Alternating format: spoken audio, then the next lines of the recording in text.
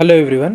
Welcome to the fourth lecture of oscillation. In last lecture that is in third lecture हमने ना important graphs को discuss किया था जिसमें हमारी सबसे पहले शुरुआत हुई थी ग्राफिकल रिप्रेजेंटेशन ऑफ एसएचएम के साथ। यहाँ पर हमने दो कंडीशंस को डिस्क्राइब किया था। One is when particle performs SHM from mean position. तो ग्राफिकल रिप्रेजेंटेशन में क्या हुआ था, हमने ग्राफ ड्रॉ किए थे in between displacement and time, also displacement with respect to phase angle. Then we have seen graph for velocity and time, then acceleration and time, और time के साथ साथ हमने फेज एंगल ओमेगा टी को भी include किया था, जहां पर हमने मीन पोजीशन के लिए ऐसा एक टेबल बनाया था। उसमें टाइम स्टैम्प और फेज एंगल ओमेगा टी की जो वैल्यूज है उन्हें पुट करने के बाद डिस्प्लेसमेंट, वेलोसिटी और एक्सेलरेशन की जो डिफरेंट डिफरेंट वैल्यूज आती है for that respective time stamp, उन्हें कैलकुलेट करने के बाद ग्राफ को ऐसे प्लॉट किया था। And we have also seen some of the important conclusions as well, जहां पर हमने डिफरेंट ग्राफ्स हमें क्या बताते हैं, कौन से नेचर है कर्व्स का, उन्हें समझा था और फेज डिफरेंस को भी समझा था। यहाँ तक कि हमने ये भी देखा था कि जो ग्राफ्स होते हैं they repeat themselves after 2 pi radian और let say time period T. ये तो हुआ मीन पोजीशन। उसके बाद में हमने बात करी थी एक्सट्रीम पोजीशन की, और मैंने कहा था आपसे कि मीन पोजीशन की ही तरह आपको एक्सट्रीम पोजीशन में भी अलग अलग टाइम स्टैम्प और ओमेगा टी की वैल्यू के लिए डिस्प्लेसमेंट, वेलोसिटी एंड एक्सेलरेशन को फाइंड करना है। And then you have to plot this graphs by yourself and you have to tally it कि हमने जो आपने जो ग्राफ बनाए हैं क्या वो इस तरीके से दिखते हैं, और जो आपका टेबल आया होगा वो ऐसा ही आया है या नहीं आया है। ठीक है। फिर हमने बात करी थी displacement force graph, displacement acceleration, displacement velocity and velocity acceleration graph की, जहां पर displacement velocity graph and velocity acceleration graph they are basically ellipse. ठीक है, तो वो क्या होते हैं, इलिप्स होते हैं।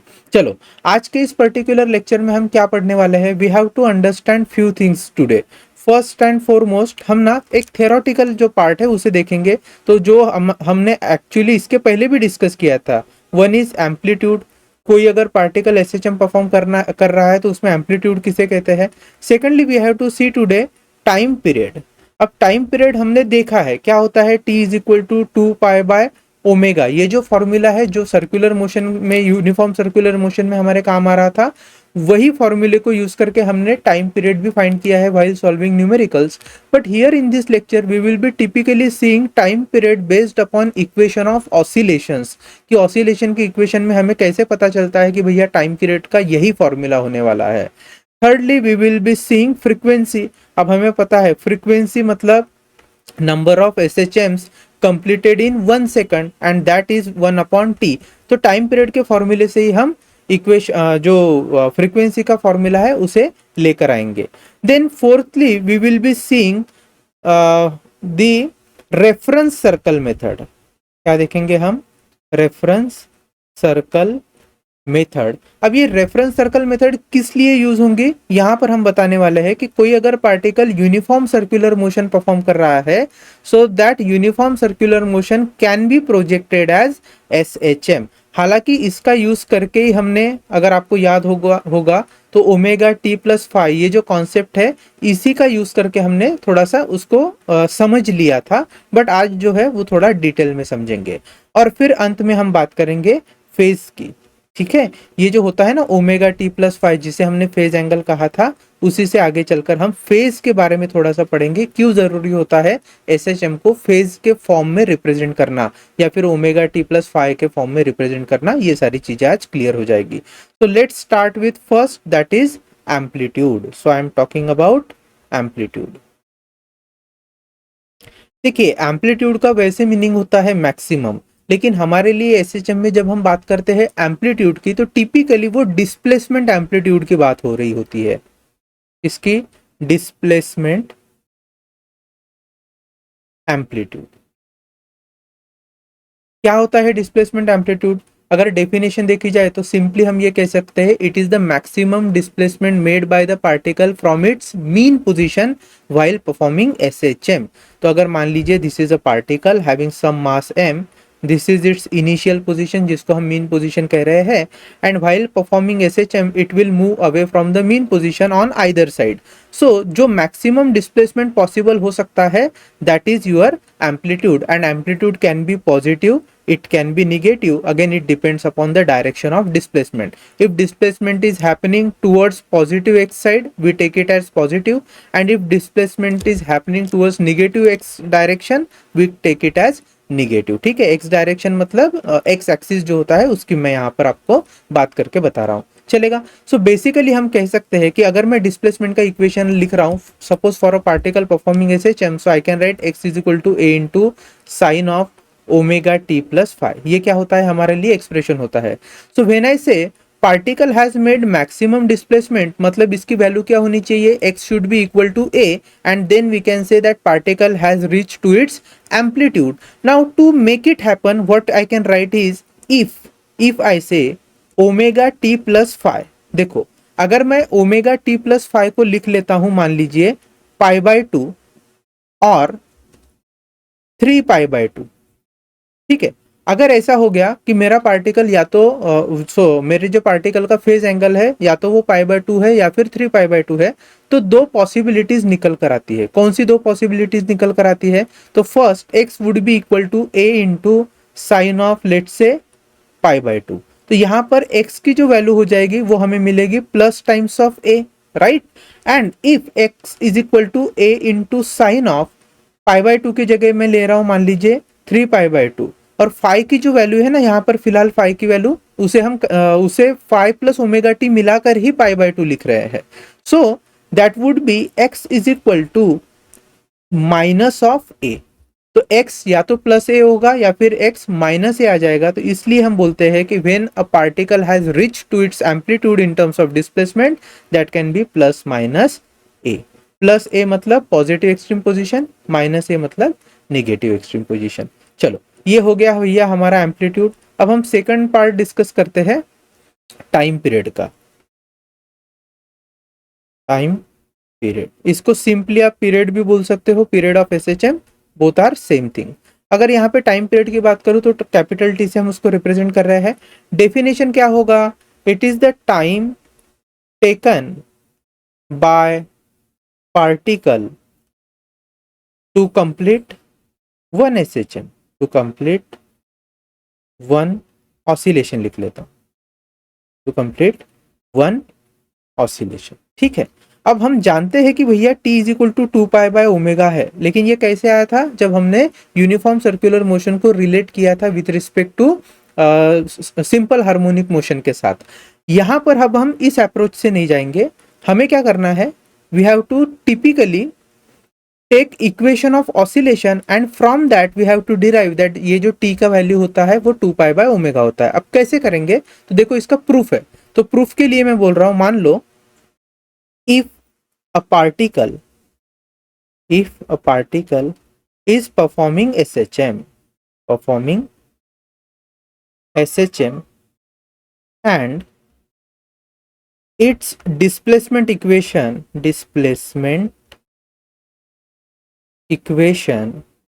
is given by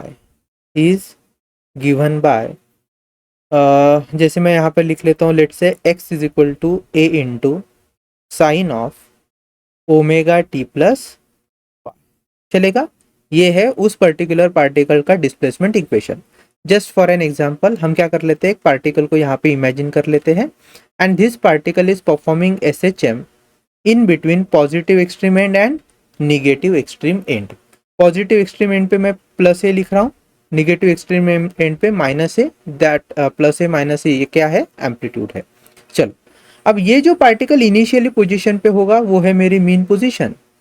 ये जो हमने इक्वेशन लिखा है, इस इक्वेशन के हिसाब से हम बोल सकते हैं कि मान लीजिए मेरा पार्टिकल मीन पोजीशन पे नहीं है, कहीं तो यहाँ पर है, इस पर्टिकुलर पोजीशन पे है। जब वो यहाँ पर होगा तो इक्वेशन में फाई जो है वो इंपॉर्टेंट रोल प्ले करेगा and phi would justify its position. तो मैं क्या कर लेता हूँ, यहाँ पर ब्लैक कलर से उस पार्टिकल की पोजीशन P पर मार्क कर रहा हूं। तो लेट से initially is my particle at position P, ठीक है, या फिर ऑसिलेशन कर रहा है तो फिलहाल मुझे इस P पोजीशन पर दिख रहा है, और जो डिस्प्लेसमेंट उसने कॉज किया होगा from mean position that is x, और x का इक्वेशन हमारे पास है, चलेगा।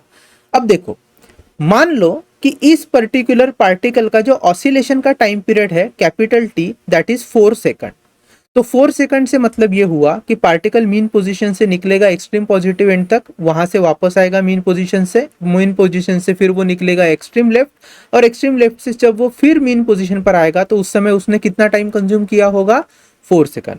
अब मान लो ये पार्टिकल पी पोजीशन पर आया है, यहां से अगर मैं 4 सेकंड काउंट करूं तो क्या हो जाएगा, then again it will be moving towards positive extreme position, then again it will be moving towards mean position, from mean position it will again move towards negative extreme position and again towards mean position से आकर वो फिर से अगर P point पर आता है तब भी उसने कितना टाइम कंज्यूम किया होगा, 4 सेकंड ही कंज्यूम किया होगा, बराबर है। तो चाहे मीन पोजीशन से कोई पार्टिकल शुरुआत करे या कोई इंटरमीडिएट पोजीशन से पार्टिकल अपनी शुरुआत करे एसएचएम की, वो कहीं पे भी होगा तो उतने ही टाइम पीरियड में वो इसी पर्टिकुलर पोजीशन पे आपको दिखाई देगा। तो इसका मतलब है, ध्यान से समझो, यहाँ ओमेगा टी प्लस 5 में ये जो स्मॉल टी है, that small T is given time instance, and if that time instance is equal to your time period, then we can say the particle will return to its initial position जहां से मैंने time period को major करना शुरुआत किया था। तो displacement उतना ही वो करेगा। अब हमारे लिए क्या इंपॉर्टेंट है, अगर मैं इस टाइम इंस्टेंस में एक और वैल्यू ऐड कर देता हूं, कौन सी वैल्यू ऐड कर देता हूं, तो मान लीजिए जो हमारा नया टाइम इंस्टेंस है वो होगा पुराना टाइम इंस्टेंस टी प्लस मान लेते हैं 2 पाई बाय ओमेगा। अब यहां से मैं आपको क्या समझाने की कोशिश कर रहा हूं, जैसे मैंने कहा था कि इनिशियली अगर मैं टाइम इंस्टेंस 4 सेकंड ले रहा हूं तो it is actually equal to time period of that particular SHM जो मैंने लिया था 4 सेकंड। और हमने देखा है कि टाइम इंस्टेंस अगर हमारे टाइम पीरियड के जितना ही है तो पार्टिकल उसी पोजिशन पे आपको लौट कर आता हुआ दिखेगा after the completion of time, right. अब मैं क्या कर रहा हूं, मान लीजिए इसी 4 सेकंड में 2 पाई बाय ओमेगा ऐड कर रहा हूं। अगर ये 2 पाई बाय ओमेगा की वैल्यू कुछ हमें ऐसी मिलती है कि पार्टिकल एसएचएम परफॉर्म करने के बाद में फिर से उसी पोजीशन पर मिलेगा, तो मैं कह सकता हूं कि भैया this 2 pi by omega is nothing but my time period. आ रही है बात समझ में। तो जैसे अगर मैं कहूं, देखिए बहुत इंपॉर्टेंट कॉन्सेप्ट है, if I say x is equal to a into sine of set omega T की बजाय मैं लिख रहा हूं 2 pi by capital t into small t को मैं लिख रहा हूं t plus 2 pi by omega, और इसे सॉल्व करने के बाद अगर मुझे यही इक्वेशन मिल रहा है तो मतलब पार्टिकल उसी पोजीशन पर वापस आ चुका है एंड इट मींस कि 2 pi by omega time period की वैल्यू होनी चाहिए। तो ये हमें प्रूव करना है, चलो प्रूव करते हैं। So I'm writing here, if capital T is equal to time period and small t is given time instance for SHM, let new time instance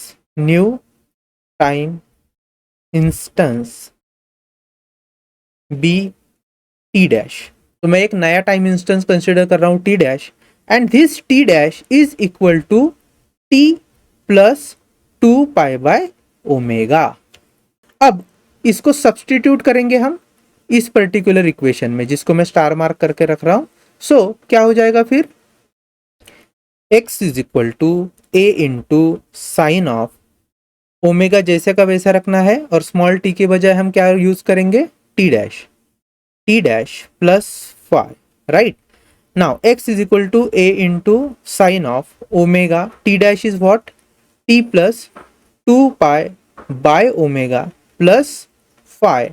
so x is equal to a into sine of, ये जो omega है इसे हम bracket के अंदर अगर लेके जाएंगे तो बचेगा हमारे पास omega times of t plus 2 pi plus remaining 5 here. Now can I say x is equal to a into sine of, ये जो ओमेगा टी प्लस 5 है उसे मैं अलग ही रख रहा हूं एंड प्लस 2 पाई को थोड़ा सा बाहर रख रहा हूं। अब यहाँ पे ओमेगा टी प्लस 5 अगर मैं इसको सिंगल एंटिटी मानता हूं theta, then can I say this form is like sine of theta plus 2 pi या फिर sine of 2 pi plus theta, और sine of 2 pi plus theta क्या होता है, sine of 2 pi plus theta is basically sine theta.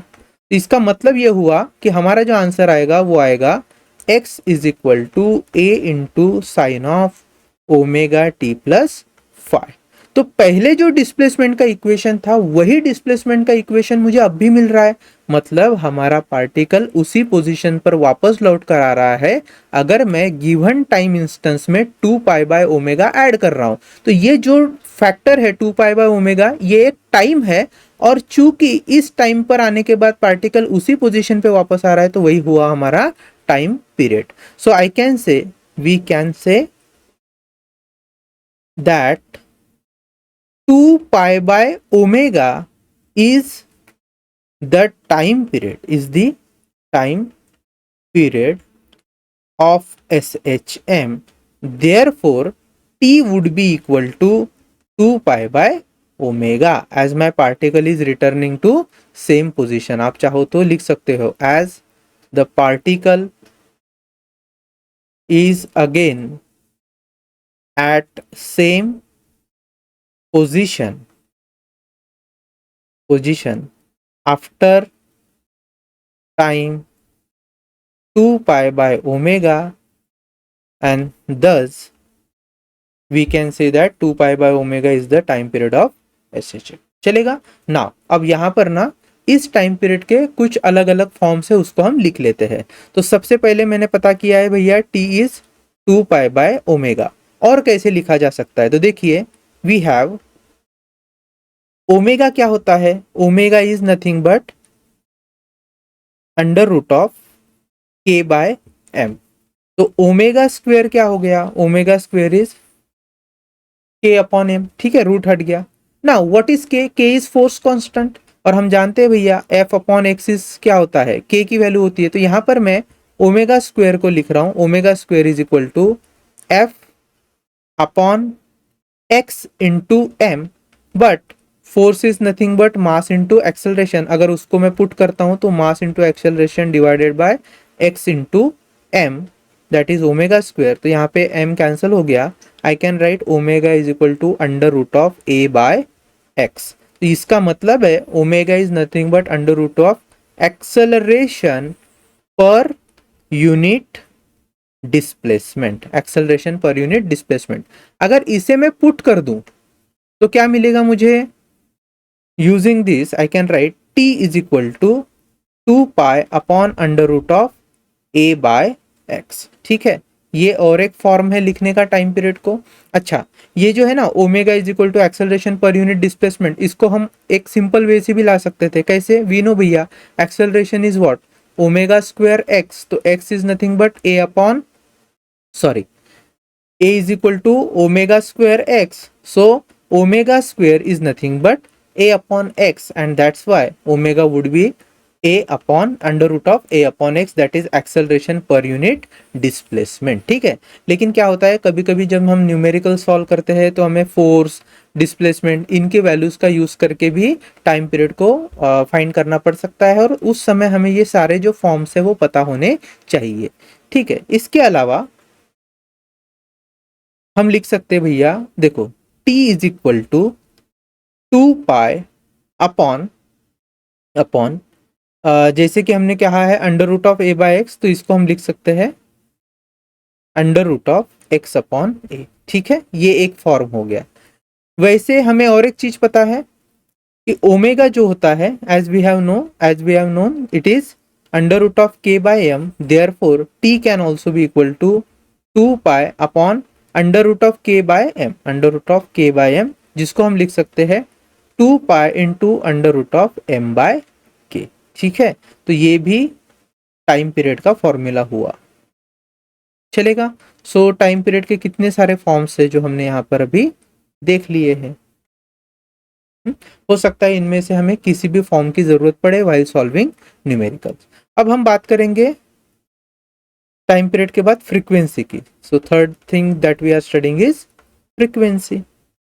अब frequency क्या होती है, number of oscillations in 1 second, and that we know it is 1 by T. So क्या form आ जाएगा, n is equal to 1 upon T, मतलब 1 upon 2 पाई, omega ऊपर चले जाएगा, राइट, तो ओमेगा अपॉन 2 पाई, ये एक फॉर्म हो सकता है। Then n is equal to 1 upon 2 pi under root of ये आ जाएगा this was x upon a, so a by x, a by x. ये हो गया दूसरा फॉर्म। तीसरा क्या हो सकता है, एन इज इक्वल टू 1/2 पाई, ऊपर चले जाएगा एक्सेलरेशन पर यूनिट डिस्प्लेसमेंट, क्योंकि ओमेगा होता है एक्सेलरेशन पर यूनिट डिस्प्लेसमेंट, तो उसका उल्टा भी लिख सकते हैं, राइट, यस।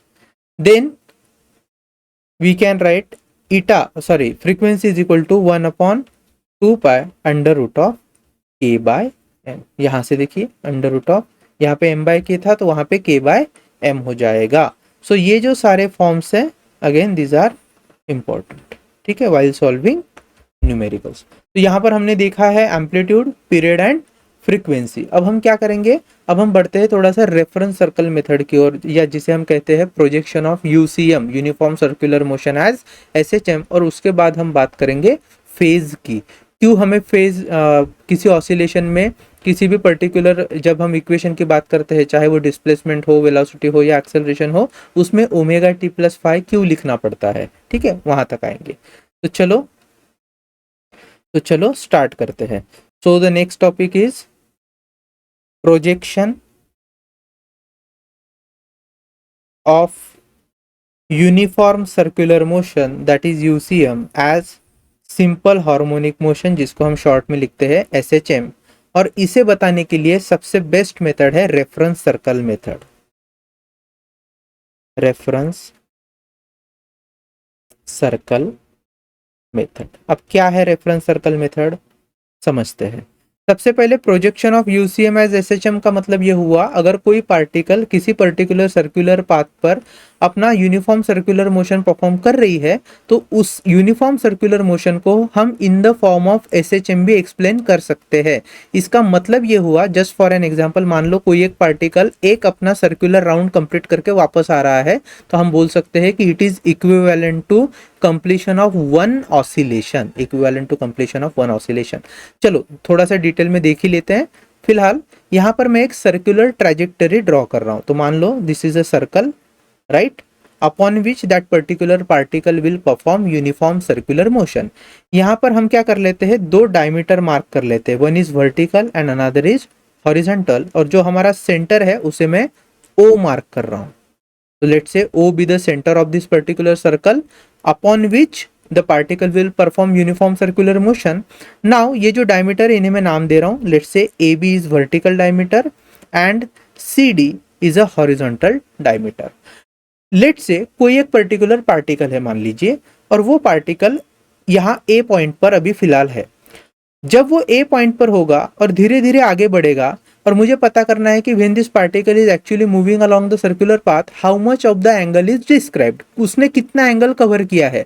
तो एंगल कवर करने के लिए हम ओ से उस पोजीशन तक एक रेडियस ड्रॉ करते हैं, जिसे मैं पोजीशन वेक्टर भी कह सकता हूं, और इस पर्टिकुलर पोजीशन वेक्टर ने ओ ए से जो एंगल डिस्क्राइब किया होगा एट दिस पर्टिकुलर पॉइंट, वही हमारा होगा एंगुलर डिस्प्लेसमेंट थीटा।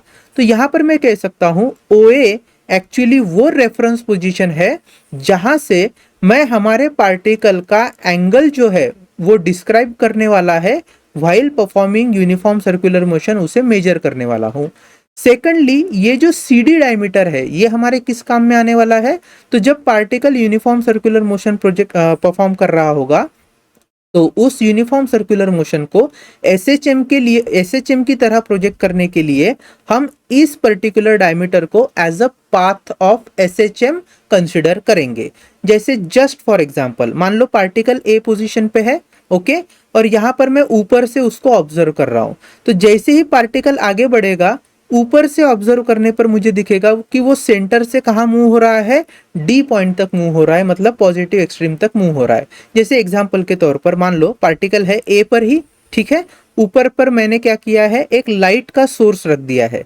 तो जैसे पार्टिकल ए से लेकर डी तक जा रहा है, उसकी जो शैडो होगी, शैडो कैसी मूव होगी, from O to D move होगी। तो एक तरीके से पार्टिकल ने जब A to D motion perform किया, तो उसके शैडो ने O to D motion perform किया। नाउ अगर मान लीजिए वो डी से जैसे जैसे आगे बढ़ रहा है, और नीचे भी अगर मैं कोई लाइट सोर्स रखता हूं, तो now the shadow will travel from D to O. तो जब पार्टिकल एक्चुअली डी से कहाँ आ रहा होगा, बी की तरफ आ रहा होगा, तो shadow will be moving from D to O. चलेगा। Now when the same particle is moving from B to C, I can see shadow is moving from O to C, and when the particle is moving from C to A, I can see that my shadow will be moving from C to O. तो ये क्या हो गया, ये यहाँ पर जैसे ही particle ने एक सर्कुलर मोशन कंप्लीट किया, हम कह सकते हैं कि उसकी शैडो ने एक ऑसिलेशन कंप्लीट किया। तो एक तरीके से सर्कुलर मोशन को हमने एसएचएम के फॉर्म में प्रोजेक्ट कर लिया है, और इसीलिए मैंने कहा था कि सीडी को हम क्या कंसिडर करेंगे, वो रेफरेंस डायमीटर जहां पर हम एसएचएम को प्रोजेक्ट करने वाले हैं। तो चलो यहाँ पर मैं कुछ बेसिक सी चीजें हैं उसको लिख लेता हूं, and then directly we will see how this reference circle method can be use to describe displacement, velocity and acceleration. तो जो ऑसिलेशन में डिस्प्लेसमेंट का इक्वेशन आता है, वेलोसिटी का और एक्सेलरेशन का इक्वेशन आता है, वो भी हमें यहाँ पर इस रेफरेंस सर्कल मेथड से देखने को मिलेगा। चलो स्टार्ट करते हैं। सो इनिशियली मैं एक बेसिक सा स्टेटमेंट हमारा लिख दे रहा हूं। कंसीडर अ पार्टिकल, ठीक है, उसका कुछ भी मास हो सकता है, ऑफ मास लेट से small m, is performing uniform circular motion along the given circle। ठीक है, यहां पर मैं O को क्या कर रहा हूं, सेंटर मार्क कर रहा हूं। Let O be the centre, ठीक है, R be the radius, R be the radius. अब देखो ध्यान से समझो, अगर मैं इस पर्टिकुलर सर्कल की रेडियस को देखूं, तो ये जो OA है या फिर OD है या OB है या कोई भी ऐसा अगर आप रेडियस ड्रॉ करते हो, क्या मैं उसको एम्पलीट्यूड कह सकता हूं एसएचएम का? बिल्कुल कह सकता हूं। क्यों? क्योंकि अगर पार्टिकल A से D मूव हो रहा है तो उसकी शैडो O से D मूव हो रही है, और पार्टिकल अगर D से B की तरफ बढ़ रहा था तो फिर उसकी जो शैडो थी वो D से होकर O तक आ रही थी। तो हम ये कह सकते हैं कि O से लेकर D तक का ही मैक्सिमम डिस्टेंस या फिर डिस्प्लेसमेंट पॉसिबल है उस शैडो का, इसलिए O टू D डिस्टेंस जो कि एक रेडियस है उसे ही हम एम्पलीट्यूड भी बोल सकते हैं। ठीक है, आगे हम इसकी बात करेंगे। नाउ OA क्या है? सो OA is reference position, OA is reference position from where the angular displacement of particle performing uniform circular motion is measured। ठीक है, और इसके बाद हम बात करेंगे CD पाथ की। तो नेक्स्ट पेज पर मैं लिख रहा हूं, let CD is equal to reference diameter upon which the SHM is projected. चलेगा ना? अब देखो, इस डायग्राम को मैं कॉपी कर लेता हूं।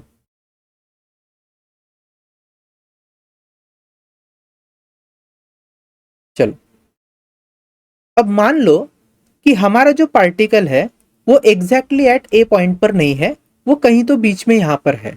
इसका मतलब है जब मैं ऑसिलेशन को मेजर करना स्टार्ट करूंगा तो इनिशियली हमारा पार्टिकल हमें इस पोजीशन पे देखने को मिलेगा, और उसने रेफरेंस पोजीशन से ऑलरेडी एक सर्टेन एंगल मेंटेन करके रखा होगा। And when UCM starts, it's motion will be started like this, और फिर एक राउंड कंप्लीट करने के बाद में फिर से वो हमारे इसी पोजीशन पे हमको मिलने वाला है।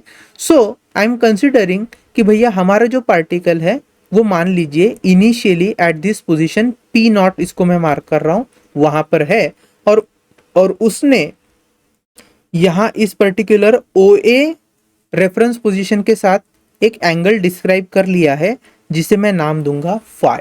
चलेगा?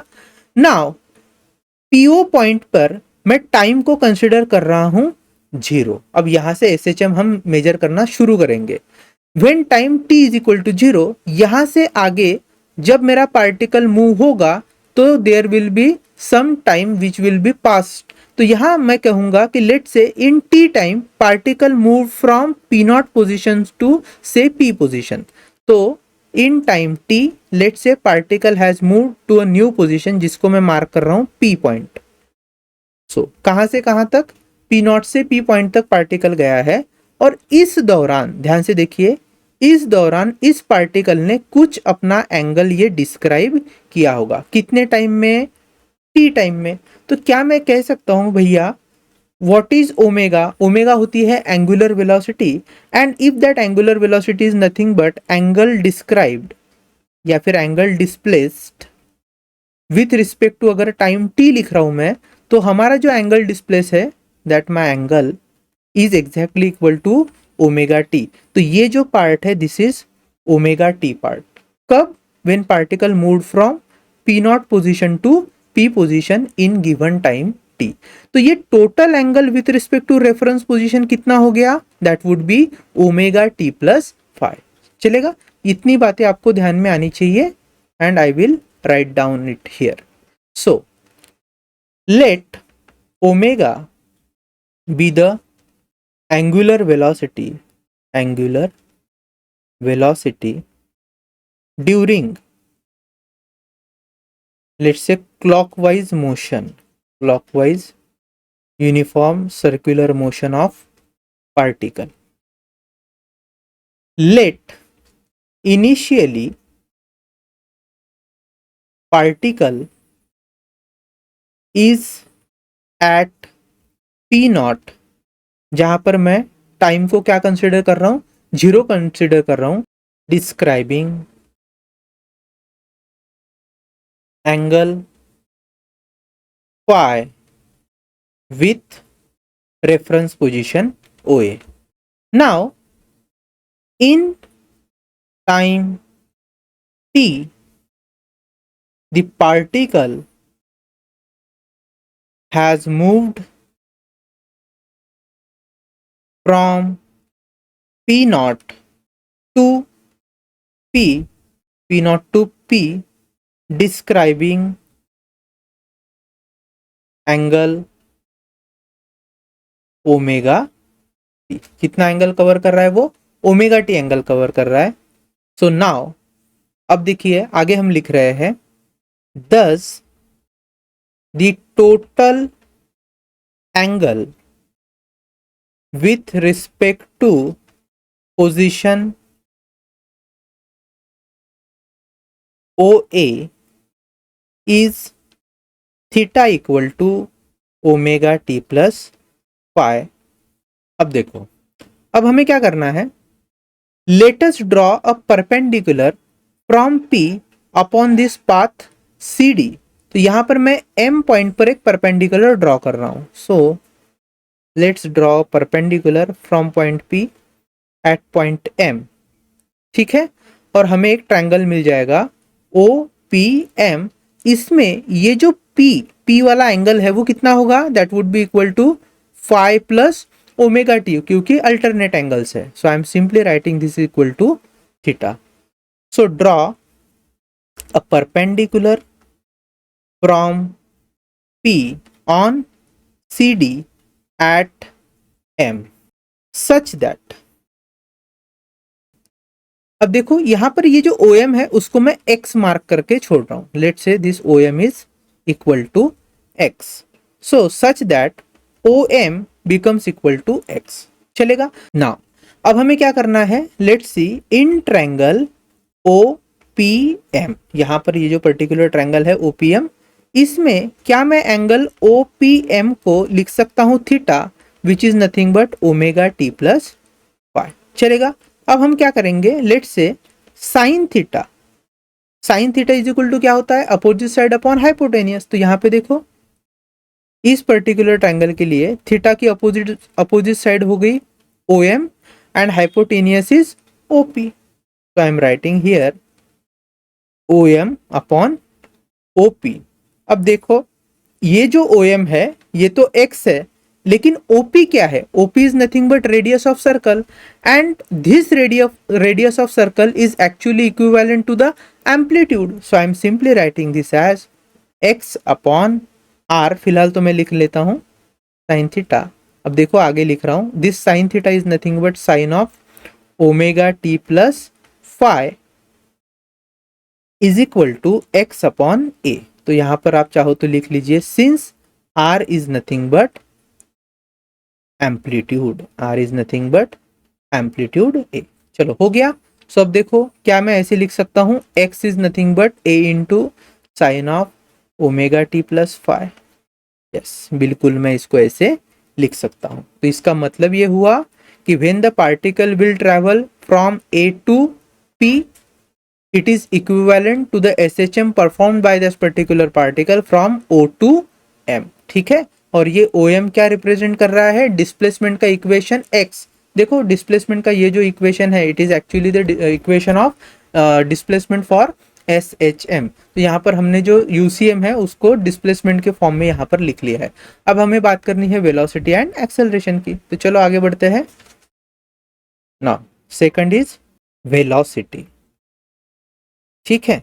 अब देखो वेलोसिटी को समझाने के लिए फिर से हमें जो सर्कुलर पाथ वाला डायग्राम है यहाँ पर मैं उसको कॉपी करके ले रहा हूँ.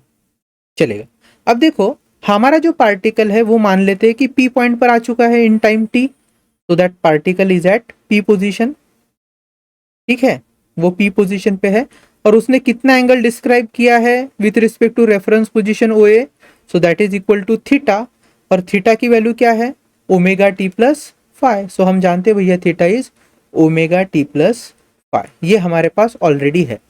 अब देखो हम जानते हैं अगर कोई भी पार्टिकल सर्कुलर मोशन परफॉर्म करता है तो it requires two things. One is tangential velocity and another is centripetal acceleration. Centripetal acceleration की बात जो है वो हम अगले पार्ट में करेंगे जब मैं एक्सेलरेशन पढ़ाऊंगा.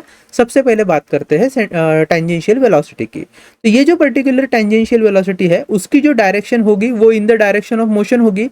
मान लो हमारा जो मोशन है वो क्लॉकवाइज डायरेक्शन में चल रहा है, तो टेंजेंशियल वेलोसिटी का जो डायरेक्शन है वो कुछ इस तरीके से मुझे दिखेगा, इस तरीके से. ठीक है. तो let's say Vt is a tangential velocity of that particular particle. Now I can resolve this Vt or tangential velocity into two perpendicular components like this. तो ये हो गया vertical component Vy and let's say this is a horizontal component which is Vx. So this is Vx and this is my Vy. Now if you see carefully, ये जो angle theta है it looks alternate to this angle, that means it will also be equal to theta. तो यहाँ पर मैं mark कर रहा हूँ this is angle theta. Now अब देखो ये एंगल थीटा है तो ये भी एंगल क्या हो जाएगा? थीटा हो जाएगा. कैसे हो जाएगा थीटा? तो हम जानते हैं भैया, देखो मैं यहाँ पर थोड़ी सी डायग्राम निकाल कर दिखा रहा हूँ आपको. देखिए ये जो है टेंजेंशियल वेलोसिटी है Vt and this part O2P part it represents radius. और हम जानते हैं हमेशा जो टेंजेंट होता है वो रेडियस को कैसे होता है? परपेंडिकुलर. नाउ ये जो Vy है, Vy का कंपोनेंट जो है वो OP से कितना एंगल बना रहा है? थीटा एंगल बना रहा है. और OP से लेकर PVT तक ये टोटल एंगल कितना है? This is 90 degree, right. ये कितना है? 90 डिग्री. अगर ये थीटा है तो this becomes 90 minus theta, right. ये हो गया 90 माइनस थीटा. और हमने Vt का एक कंपोनेंट लिया है हॉरिजॉन्टल वाला जिसको हमने कहा है Vx. Vx और Vy के बीच का एंगल कितना है? Again it is 90 degree. आप मेरी बात समझ पा रहे होंगे. तो अगर ये 90 है, दिस इज 90 माइनस थीटा, तो ये कितना आ गया? Again it is theta. आ रही है बात समझ में? तो इसी रिलेशन के हिसाब से मैं यहां पर लिख रहा हूं this part as theta only. This is theta.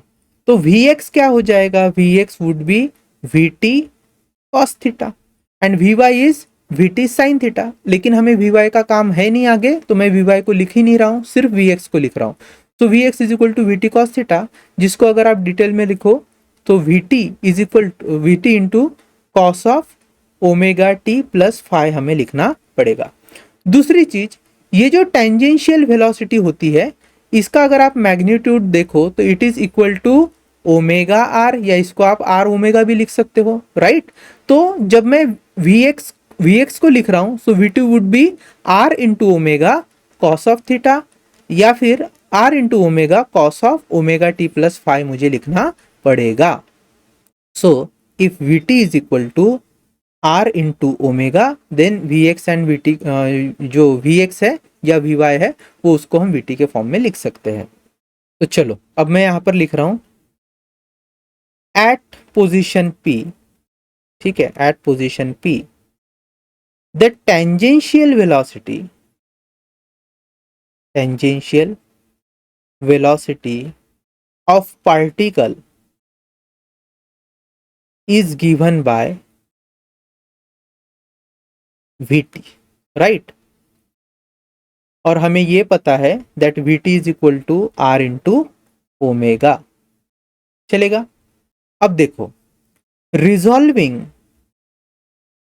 Tangential velocity vt into vx and vy, देखो अब मान लो इस P पॉइंट पर जो पार्टिकल है उसको मैं SHM की तरह प्रोजेक्ट कर रहा हूं, तो ये जो पार्टिकल है with the clockwise movement of particle I can से SHM would be from mean position towards extreme position. तो P पॉइंट पर जब पार्टिकल आगे बढ़ रहा होगा तो हम कहेंगे उसका जो SHM है it is happening towards the positive extreme position.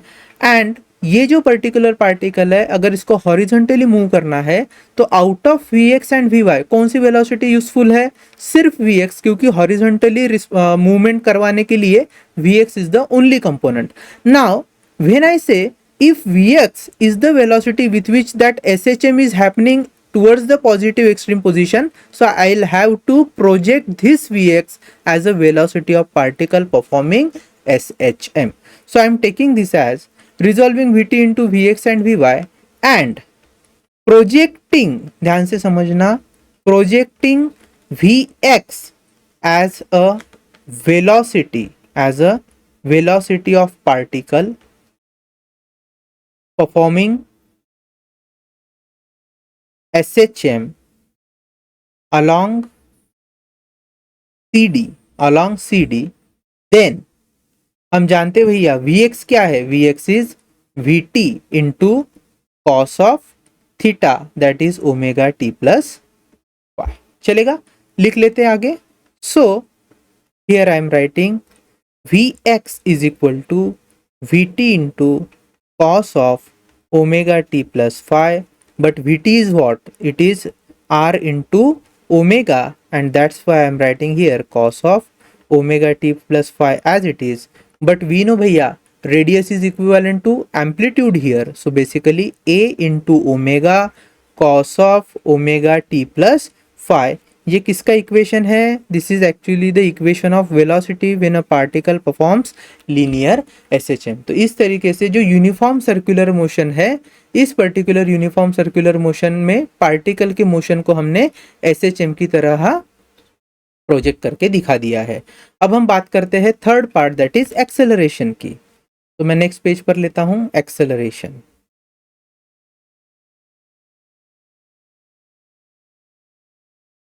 Right, अब देखो फिर से एक्सेलरेशन को भी एक्सप्लेन करने के लिए मैं उसी डायग्राम को यूज करता हूं।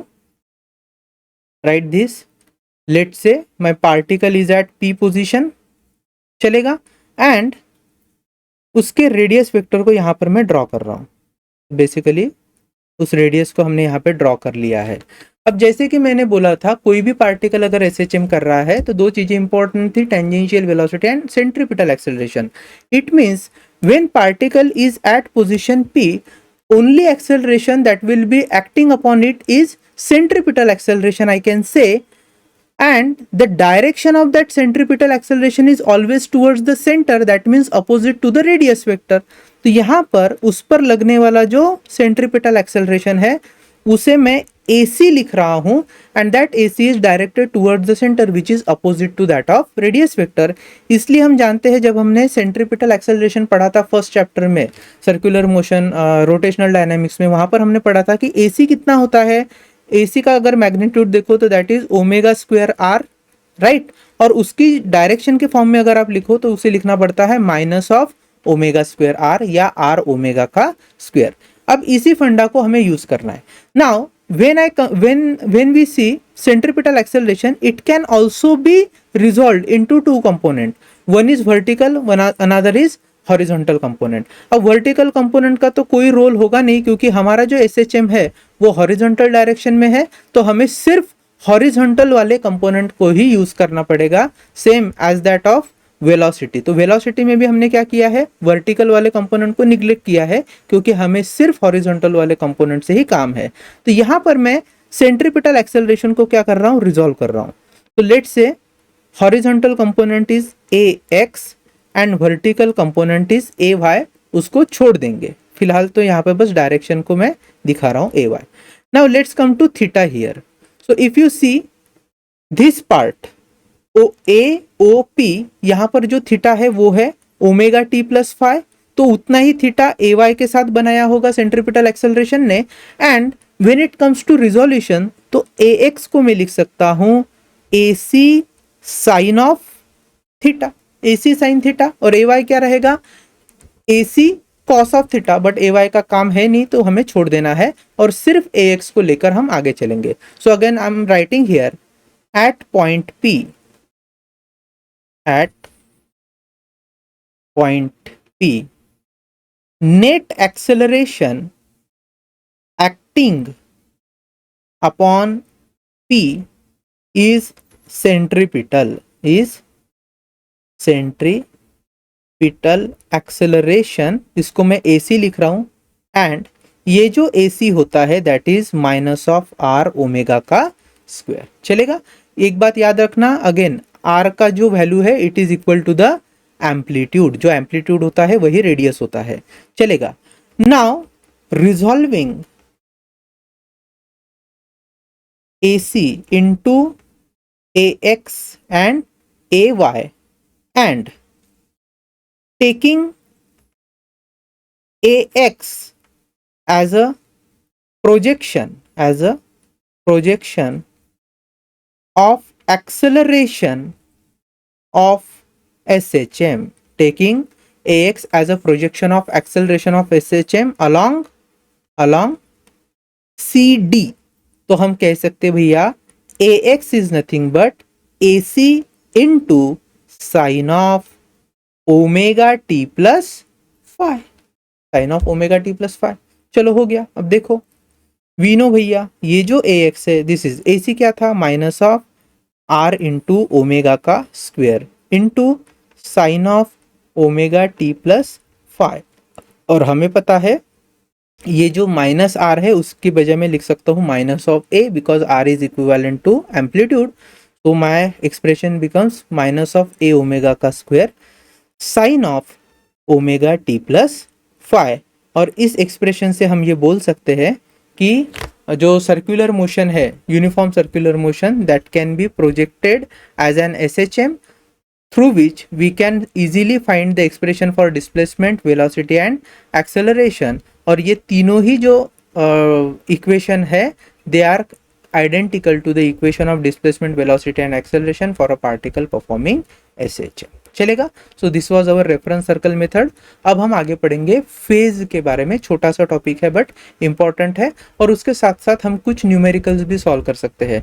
अगर मैं एक छोटे से न्यूमेरिकल की बात करूं तो देखो क्या दिया है numerical. For a particle performing SHM, if maximum acceleration is alpha and maximum velocity is beta, then find amplitude, angular frequency and time period। तो देखो बहुत सिंपल है। क्या बोला है हमें, पार्टिकल SHM कर रहा है, उसका मैक्सिमम एक्सेलरेशन A मैक्स में लिख रहा हूं, it is given as alpha and ये कितना होना चाहिए, that would be omega square A क्योंकि वो मैक्सिमम एक्सेलरेशन है। And then maximum velocity, so V max is given as beta, और हम जानते हैं वी मैक्स की वैल्यू होती है ओमेगा इंटू ए। और क्या पूछा है हमें फाइंड करने के लिए, बोला है amplitude, angular frequency that is omega and then time period. बहुत इजी क्वेश्चन है। सबसे पहले हम क्या कर लेते हैं, फाइंड एम्पलीट्यूड। अब एम्पलीट्यूड को अगर इन दो इक्वेशन से फाइंड करना होगा तो एक काम करो, अगर मैं इनका रेशो लेता हूँ, मान लो ऐसे रेशो लेता हूँ, तो रेशो लेने के बाद एम्पलीट्यूड डायरेक्टली कट हो जाएगा, तो यहाँ से तो मुझे एम्पलीट्यूड की वैल्यू मिलेगी नहीं। लेकिन अगर हम एक काम कर ले, तो यहाँ पर मैं क्या कर लेता हूँ, ये जो सेकंड इक्वेशन है उसको स्क्वेयरिंग कर लेता हूँ। जैसे ही स्क्वेयरिंग कर लूंगा तो क्या हो जाएगा, beta square would be equal to omega का square multiplied by A square. तो ओमेगा स्क्वेयर कैंसिल हो जाएगा and we will have only amplitude into the picture and then we can easily find the value of amplitude. So I am simply saying squaring equation 2। ठीक है, तो यहां से हमें मिलेगा beta square is equal to omega square A square, इसको मैं equation 3 बोल रहा हूं, चलेगा।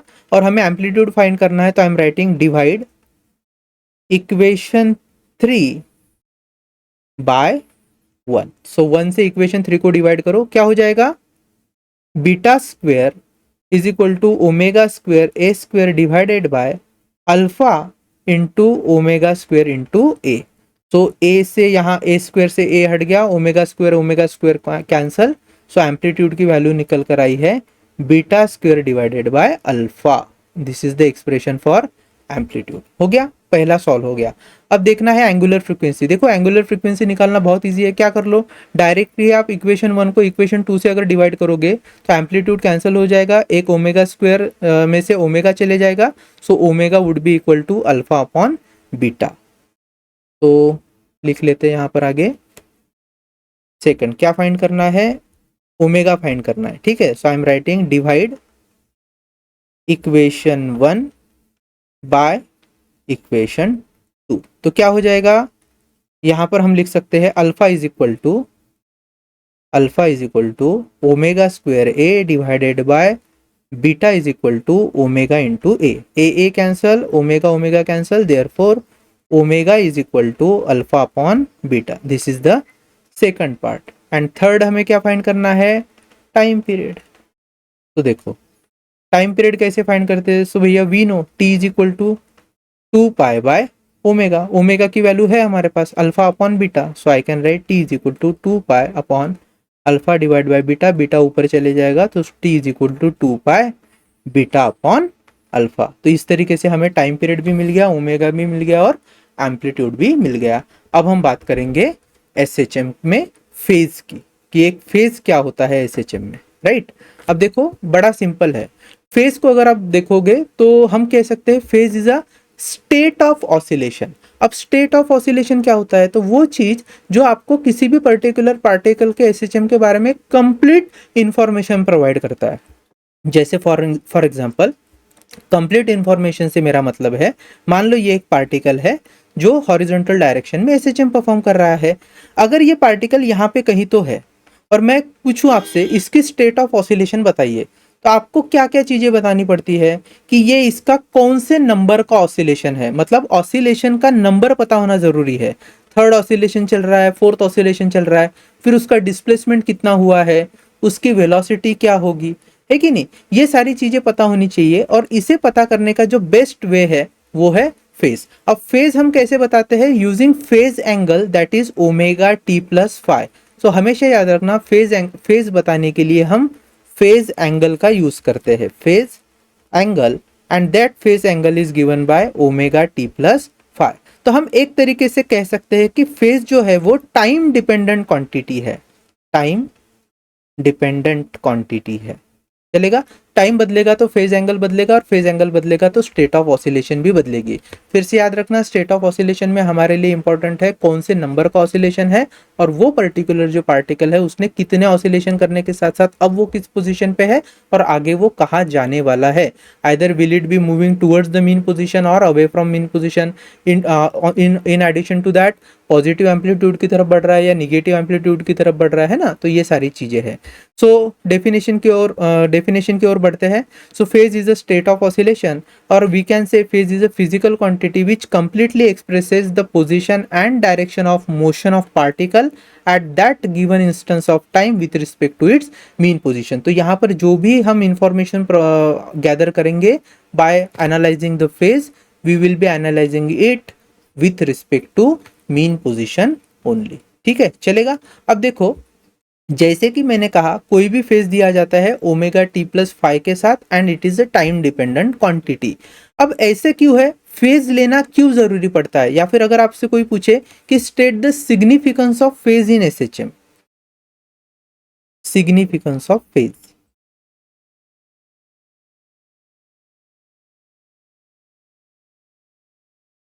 देखो ध्यान से समझो, फेज क्या देता है, कंप्लीट इंफॉर्मेशन देता है हमें, कंप्लीट इंफॉर्मेशन किसकी, तो भैया स्टेट ऑफ ऑसिलेशन की, स्टेट ऑफ ऑसिलेशन।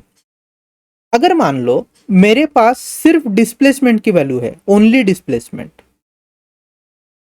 ठीक है, जैसे एग्जांपल के तौर पे मैं बोल रहा हूं, मान लीजिए x is equal to A by two है। अब इसका मतलब क्या हुआ, ये जो पार्टिकल है from its mean position it has moved towards a by to, positive x direction की तरफ वो मूव हो रहा था और उसने अपना कितना डिस्प्लेसमेंट कवर कर लिया, x is equal to A by two. लेकिन इतनी वैल्यू हमारे लिए सफिशियंट नहीं है। क्यों नहीं है, क्योंकि इस पॉइंट पर हमें ये नहीं पता चलता कि particle towards the mean position जा रहा है या अवे फ्रॉम मीन पोजीशन जा रहा है, उसका सिर्फ डिस्प्लेसमेंट है ए बाय टू। दूसरी चीज, इस पॉइंट पर वेलोसिटी की दो डायरेक्शन पॉसिबल है।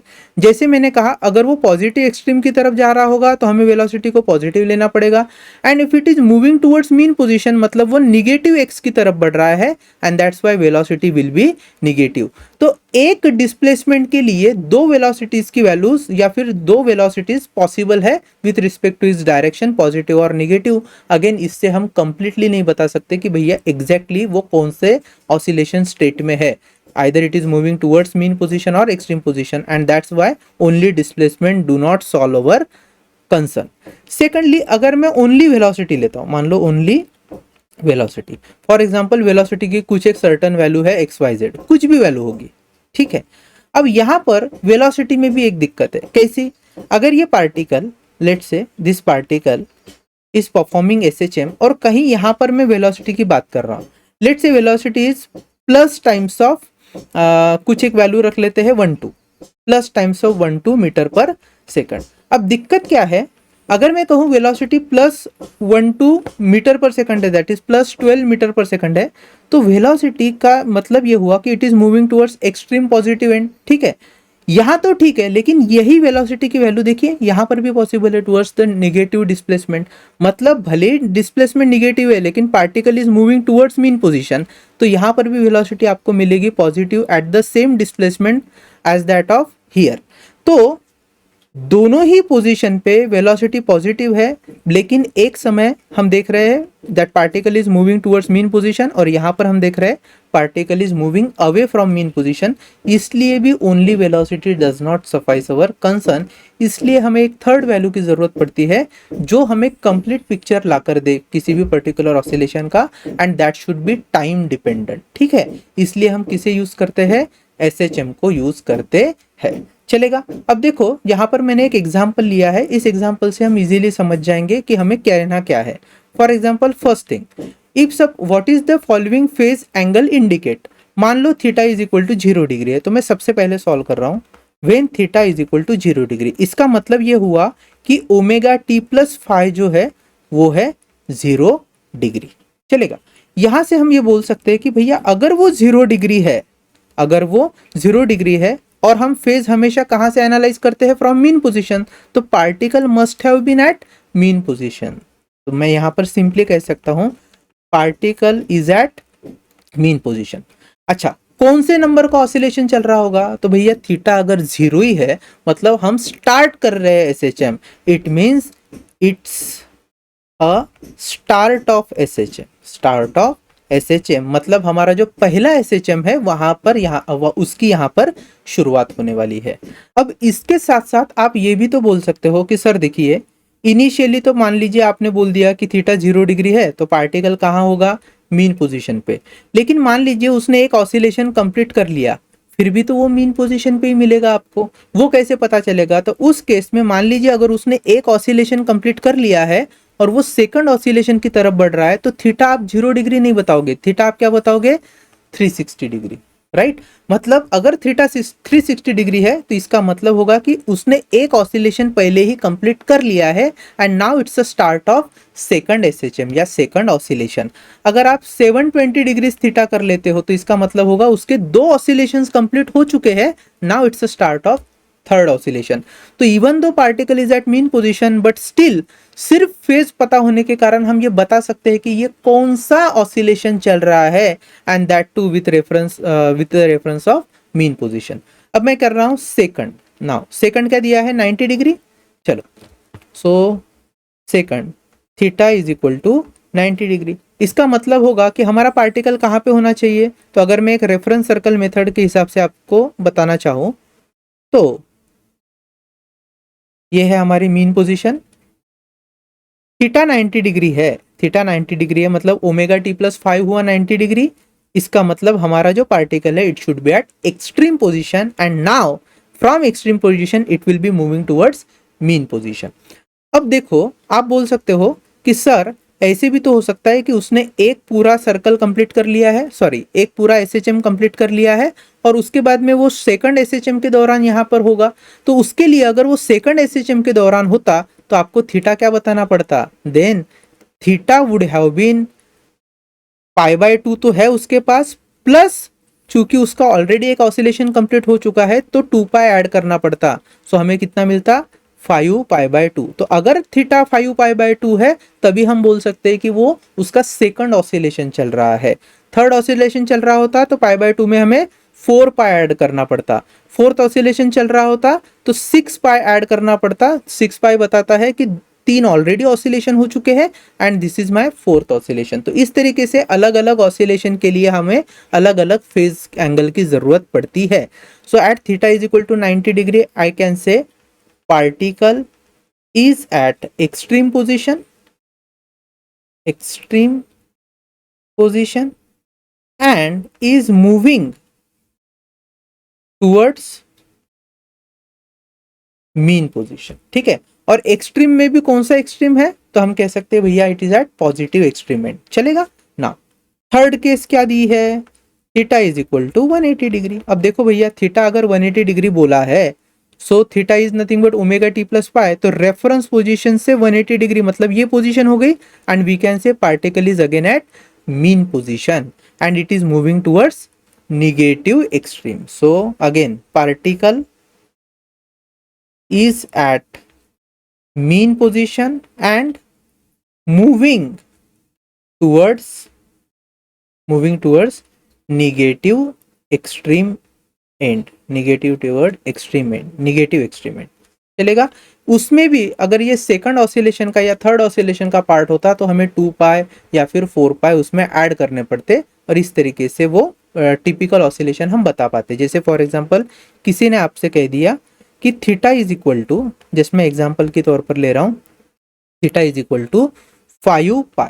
अब 5π में देखिए 4π प्लस पाई हो गया, यहाँ पे 180 डिग्री इज पाई और 4π क्या बताता है 2π का एक सर्कल, तो 4π is 2 oscillations are already completed and then it's a third oscillation which is taken place and here in the third oscillation particle is again at mean position and now it is moving towards your negative extreme end, चलेगा। और fourth क्या दिया है, theta is equal to 270 degree. अब देखो theta is equal to 270 degree अगर बोला तो इसका मतलब होगा कि मीन पोजीशन से हमारा जो एंगल है वो यहाँ तक इतना एंगल है which is 3π/2 and we can say जब 3π/2 एंगल कवर किया होगा तो our particle must have been at negative extreme and and इसके आगे अब वो towards the mean position travel करेगा। अगर ये सेकंड या थर्ड ऑसिलेशन की बात हो रही होती तो हम 2π या 4π इसमें ऐड कर देते, चलेगा। सो when I say theta is equal to 270 degree that is 3π/2 radian which simply tells us that particle is at negative extreme position and moving towards mean position। और ध्यान रहे इन सारे वैल्यूज को हम फर्स्ट ऑसिलेशन में ही बता रहे हैं। तो ये सारा जो है ये फर्स्ट ऑसिलेशन चल रहा है, राइट। अब हम क्या कर लेते हैं, कुछ एक सॉल्व न्यूमेरिकल से देख लेते हैं, बहुत इजी है। Describe the state of oscillation if the phase angle is 1110 degree, 1110 degree. तो देखो पहले तो थीटा देकर रखा है 1110 डिग्री। अब हमें पता करना है कि कौन से नंबर का ऑसिलेशन है। तो मैं क्या कर रहा हूं यहाँ पर, इसको अगर थोड़ा सा डाइसेक्ट करूं तो this is 3 times of 360 degree. अगर आप 3 टाइम्स ऑफ 360 डिग्री करो तो कितना आ जाएगा, this is 0, 6 into 3 is 18, we have 8 then 1, 3 3 is 9 plus 1 is 10, so हो गया 1080। बचता कितना एक्स्ट्रा है, दैट इज 30 डिग्री। बात समझ में आ रही है क्या? हम यहां से ये बोल सकते हैं कि 3 ऑसिलेशंस आर ऑलरेडी कंप्लीटेड।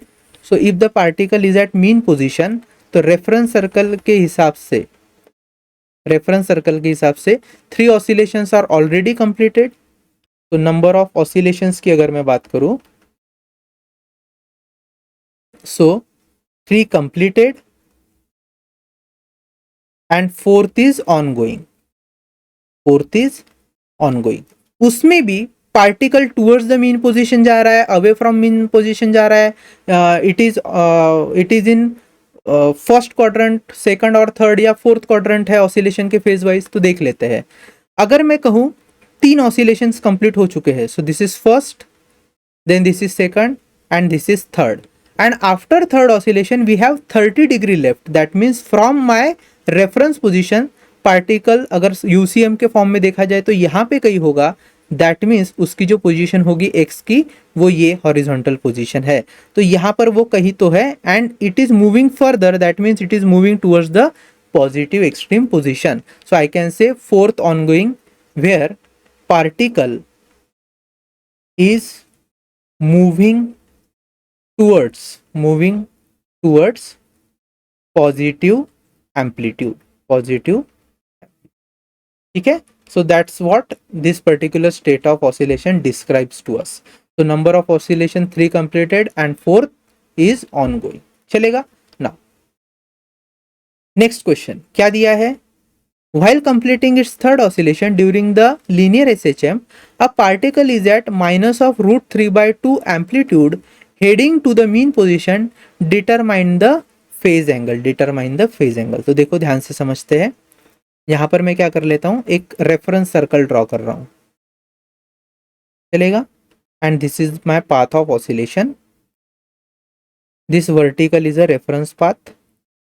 ठीक है, चलो, क्योंकि हमने जो कन्वेंशन यूज किए हैं उसी को यहां पर मैं यूज कर रहा हूं रेफरेंस सर्कल मेथड में। ये होगी हमारी मीन पोजीशन एकदम सेंटर पे।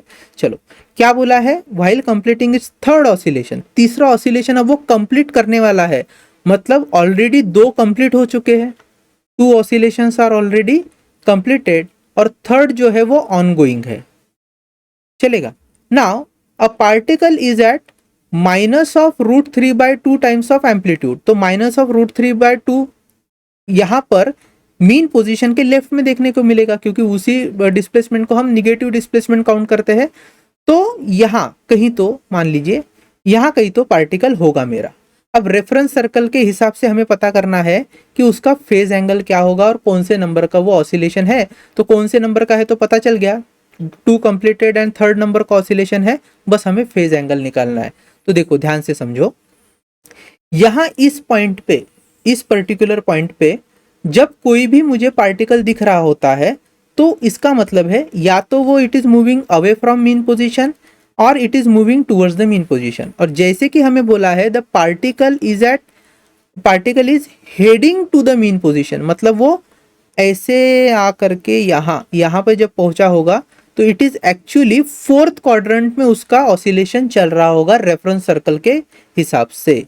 सो देखो ध्यान से समझो, particle has moved like this like this like this like this, और अब वो यहाँ पर है और उसका जो प्रोजेक्शन है वो मैं यहाँ पर देख पा रहा हूँ। सो I can say my particle is at this position.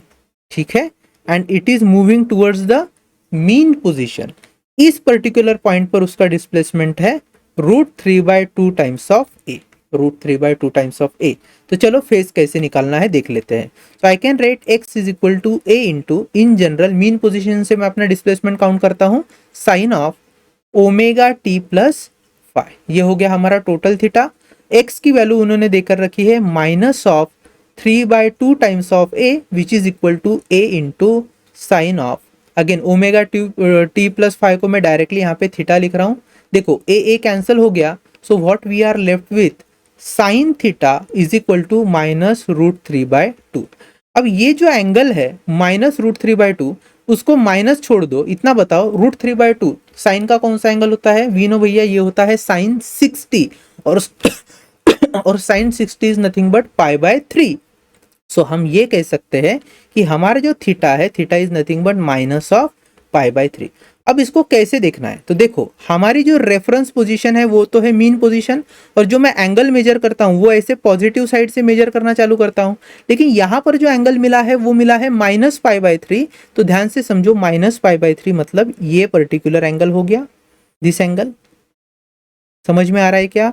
सो जब मैं लिखता हूँ ना π/3, but it is actually to the opposite side of my measurement. तो यहां से अगर मेजर करता तो पॉजिटिव, इधर से मेजर कर रहा हूं तो निगेटिव।